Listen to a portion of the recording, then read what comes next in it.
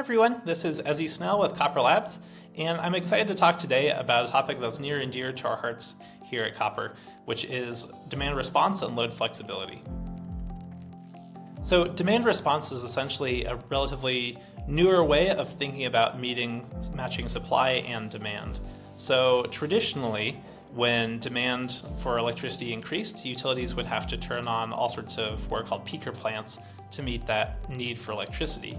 And those peaker plants are expensive, and they're also produce a lot of carbon pollution. And so, but if you can avoid turning on those power plants, you can potentially have lower rates, better reliability, and also help with decarbonization efforts as well.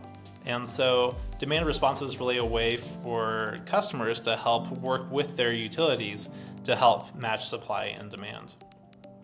Traditionally, demand response really started off as more of a approach for commercial and industrial customers because they have lots of equipment that is relatively straightforward to turn off.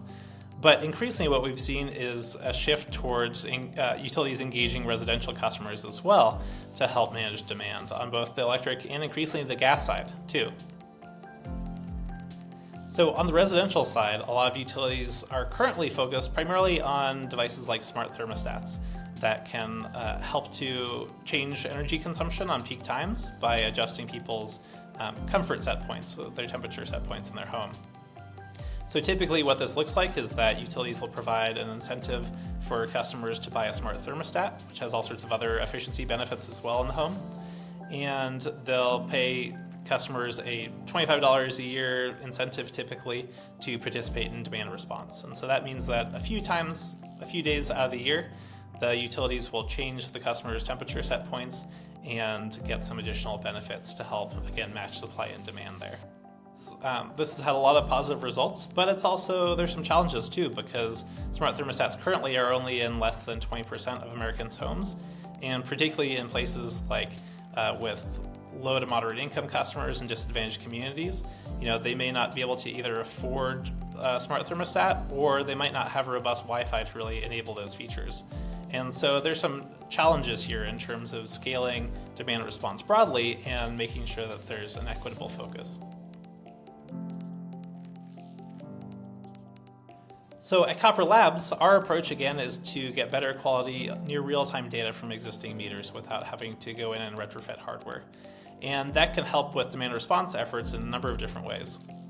One is for sort of more automated approaches like those using smart thermostats, providing better real-time measurement and verification to really understand what the load impacts are from different customers that are participating in these programs to make sure that we can quantify the benefits and make sure that utilities are providing appropriate incentive levels.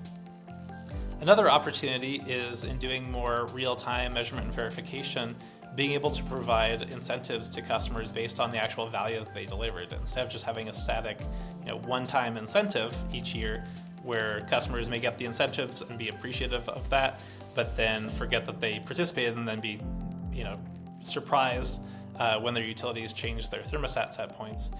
Providing real-time incentives based on the actual value delivered could be a really persuasive and compelling opportunity for utilities to help drive participation in these programs. On top of that, as we discussed before, less than 20% of customers currently have smart thermostats in place. And so we really think that behavioral approaches, which is really around reaching out and asking customers to voluntarily conserve energy for a period of time, can be a really powerful opportunity for utilities because it's a way of reaching almost the entire territory and customer base without having to install hardware in every single one of these homes.